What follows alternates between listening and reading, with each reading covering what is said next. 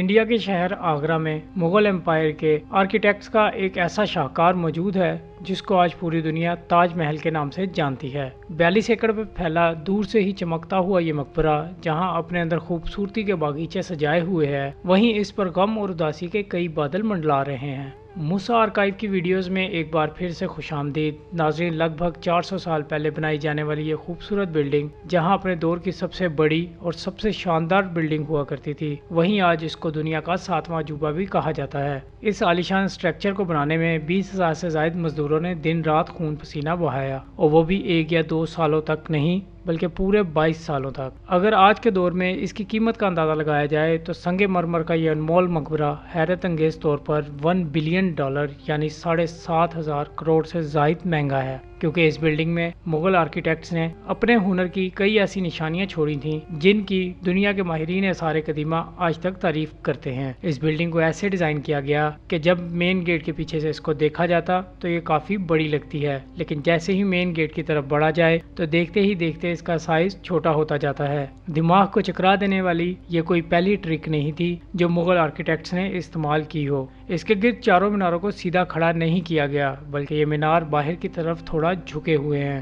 کیونکہ اگر انہیں سیدھا کھڑا کیا جاتا تو یہ اندر کی طرف جھکے ہوئے لگتے، جیسا کہ آپ فیصل مسجد کے میناروں کو دیکھ سکتے ہیں۔ ان میناروں کو باہر کی طرف جھکانے کا ایک اور کارن بھی تھا، اور وہ یہ تھا کہ خطرناک زلزلے کی صورت میں اگر یہ مینار گریں بھی تو یہ باہر کی طرف گر کر تاج محل پر ایک آنچ بھی نہ آنے دیں۔ لیکن آخر ماجرا کیا تھا کہ اس کو تعمیر کرنے والے اس پر ایک خراش بھی برداشت نہیں کر سکتے تھے۔ تاج محل کے وہ کون سے راز تھے جن کو 400 سال پہلے چھپانے کی کوشش کی گئی تھی؟ اس دور میں کنکریٹ اور اسٹیل بھی نہیں ہوا کرتا تھا، تو پھر اس عالیشان مقبرے اور اس میں موجود 40 میٹر اونچے ڈوم کو کیسے بنایا گیا؟ یہ سب اور اس سے بھی زیادہ آپ جان سکیں گے آج کی اس ویڈیو میں۔ ناظرین، یہ معاملہ شروع ہوا تھا سن 1607 میں، جب ہندوستان کے اس خطے میں مغل سلطنت کا جھنڈا لہراتا تھا۔ اس دن مغل شہنشاہ کا سب سے چھوٹا بیٹا شہاب الدین محمد خرم 15 سال کا ہو چکا تھا، اور اسی کی خوشی میں آگرہ فورٹ میں ایک تقریب رکھی گئی تھی۔ شہاب الدین محمد خرم مغل شہنشاہ کو سب سے زیادہ دل عزیز تھا،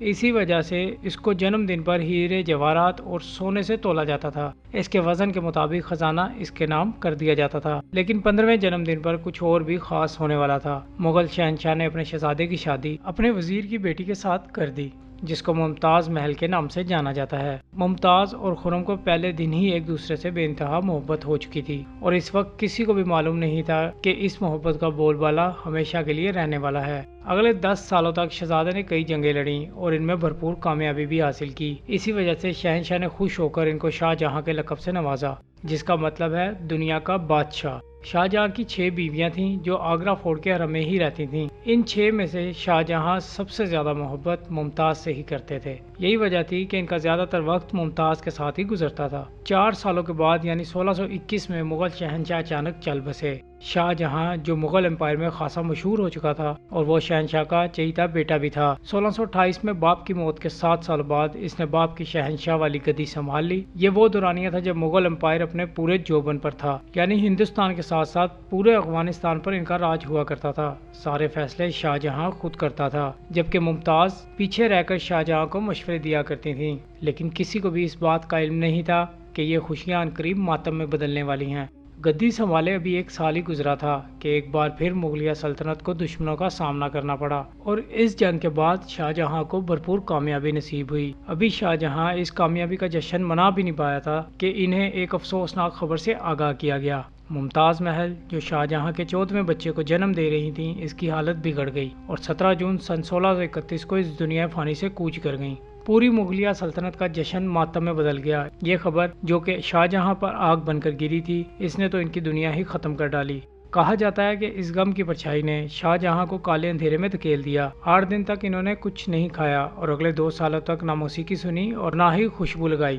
ممتاز محل نے مرنے سے پہلے ایک آخری خواہش کی تھی۔ ان کی خواہش تھی کہ ان کی قبر دنیا کے سب سے خوبصورت مقبرے میں بنائی جائے۔ ممتاز محل کی آخری خواہش کو پورا کرنے کے لیے شاہ جہاں نے اپنی ساری دولت اور پوری زندگی وقف کرنے کا ارادہ کر لیا۔ ممتاز کے گزرنے کے 6 ماہ بعد تاج محل کی تعمیر کا کام شروع کر دیا گیا۔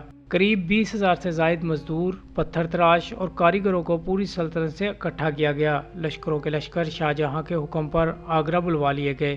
کیونکہ ممتاز کی قبر یمونا دریا کے پاس موجود تھی۔ اسی وجہ سے اس جگہ پر دنیا کی خوبصورت بلڈنگ بنانا کافی مشکل کام تھا۔ اس مسئلے سے نمٹنے کے لیے مغل انجینئر نے سب سے پہلے زمین کے اندر کئی کنویں کھدوانا شروع کیے۔ مزدور یہ کنویں جب تک کھودتے رہے جب تک خشک زمین نظر نہ آ جاتی۔ ان کنووں کو پتھروں اور گارے سے بھرا گیا اور پھر اس کے اوپر پتھروں کے بڑے بڑے کالمز کھڑے کیے گئے۔ اس سارے کام کو انجام دینے کے لیے مزدوروں کے ساتھ ساتھ ہاتھیوں کی ایک بڑی فوج کو استعمال کیا گیا۔ مغل انجینئرز کا یہ آئیڈیا کام کر چکا تھا اور اب ایک ایسی مضبوط فاؤنڈیشن تیار تھی جو نرم زمین پر بھی فولاد بن کر کھڑی تھی۔ فاؤنڈیشن کے بعد اب باری تھی ایسے بلڈنگ ڈیزائن کی جو آج سے پہلے کسی نے بھی نہ دیکھا ہو۔ تاج محل کے ڈیزائن کا آئیڈیا شاہ جہاں نے اپنے باپ دادا کے مقبروں سے لیا تھا۔ باپ کے مقبرے سے میناروں کا آئیڈیا، جبکہ دادا کے مقبرے سے بلڈنگ کور کا آئیڈیا لیا اور اپنے چچا کے مقبرے سے ڈوم کا آئیڈیا لیا تھا۔ اور جب ان سب کو ملایا گیا تو ایک عالیشان ڈیزائن ابھر کر سامنے آیا۔ بلڈنگ کے اسٹرکچر کو بنانے کے لیے کروڑوں اینٹیں بنائی گئیں۔ یہ سب اتنا آسان نہیں تھا اور اس میں کروڑوں روپے بہائے جا رہے تھے۔ ہر گزرتے دن شاہی خزانہ خالی ہوتا جا رہا تھا، لیکن شاہ جہاں کو کسی چیز کی پرواہ نہیں تھی۔ بس ان کو یہ کام ہر قیمت پر مکمل کرنا تھا۔ کہا جاتا ہے کہ اس محل کی تعمیر میں اتنے زیادہ لوگ لگائے گئے تھے کہ ان کی خوراک پوری کرنے کے لیے آس پاس کے گاؤں کا اناج ختم ہو گیا تھا۔ 20,000 کاریگروں اور مزدوروں کی ڈیمانڈ پوری کرنے کے لیے شاہ جہاں نے آس پاس سے اناج آگرہ منگوا لیا تھا۔ کئی سالوں کے بعد بلڈنگ کا اسٹرکچر مکمل ہو چکا تھا اور اب باری تھی اس کو سنگ مرمر سے سجانے کی۔ یہ سنگ مرمر آگرہ سے 400 کلومیٹر دور راجستھان سے منگایا جانا تھا، کیونکہ یہاں کا پتھر آج بھی دنیا کا سب سے بہترین پتھر مانا جاتا ہے۔ شاہ جہاں نے سارا ماربل اپنے قبضے میں لے لیا تھا، یعنی جب تک تاج محل پورا نہیں ہو پاتا جب تک یہ ماربل کسی کو خریدنے کی اجازت نہیں تھی۔ 1000 ہاتھیوں کی مدد سے ہزاروں ٹن ماربل راجستھان سے آگرہ منگوایا گیا۔ تاج محل کا یہ خوبصورت ڈوم اتنا بڑا ہے کہ اس کا اندازہ آنکھوں سے دیکھ کر ہی لگایا جا سکتا ہے۔ 400 سال پہلے 40 میٹر اونچے ڈوم کو بنانے کے لیے ان کے پاس صرف پتھروں کا ہی سہارا تھا۔ اس ڈوم کو بنانے کے لیے مغل انجینئرز نے جو بھی کیلکولیشن کی تھی اس کی تعریف آج بھی کی جاتی ہے۔ تاج محل کی تزئین و آرائش کے لیے اس کو پیٹرا ڈیورا یا پرچن کاری سے ڈیکوریٹ کیا جانا تھا۔ پیٹرا ڈیورا ایک ایسی کلاکاری کو کہا جاتا ہے جس میں قیمتی پتھر کو ماربل کے اندر تراش کر لگایا جاتا ہے۔ ماربل کو بڑی مہارت اور باریکی سے قیمتی پتھر کی شیپ میں تراشا جاتا ہے اور پھر پتھر کو گلو کے ذریعے چپکایا جاتا ہے۔ تاج محل پر استعمال ہونے والی گلو کوئی عام گلو نہیں تھی۔ کافی ریسرچ اور لیبارٹری ٹیسٹ کے بعد معلوم پڑا ہے کہ یہ گلو شیرہ، لیمن جوس اور سنگ مرمر پاؤڈر کو ملا کر بنائی جاتی تھی اور وہی گلو آج بھی اس کی رینوویشن کے لیے استعمال کی جاتی ہے۔ تاج محل کی خاص باتوں میں سے ایک بات یہ بھی تھی کہ یہ دن میں 4 بار اپنا رنگ بدلتا ہے۔ سورج نکلنے سے پہلے بلیک شیڈ، سورج نکلنے کے بعد یہ لائٹ بلو اور پنک شیڈ دیتا ہے، جبکہ دن کے وقت تاج محل کی خوبصورتی کا نیا رخ دیکھنے کو ملتا ہے، نیلے آسمان پر جیسے موتی چمک رہے ہوں، اور سورج غروب کے وقت یہ پوری بلڈنگ گولڈن رنگ کی دکھائی دیتی ہے۔ پورے 22 سالوں کے بعد سن 1654 میں تاج محل کی تعمیر کا کام مکمل کر لیا گیا۔ شاہ جہاں اپنی بیگم کی یاد میں دنیا کا سب سے خوبصورت مقبرہ بنانے میں کامیاب ہو چکا تھا۔ شاہ جہاں نے اس جگہ کا نام اپنی پسندیدہ بیوی کے نام پر ہی رکھا تھا۔ ممتاز محل سے اس کا نام تاج محل رکھ دیا گیا۔ ہر سال شاہ جہاں ممتاز کی برسی کے موقع پر یمونا دریا کے راستے تاج محل پر آتے تھے۔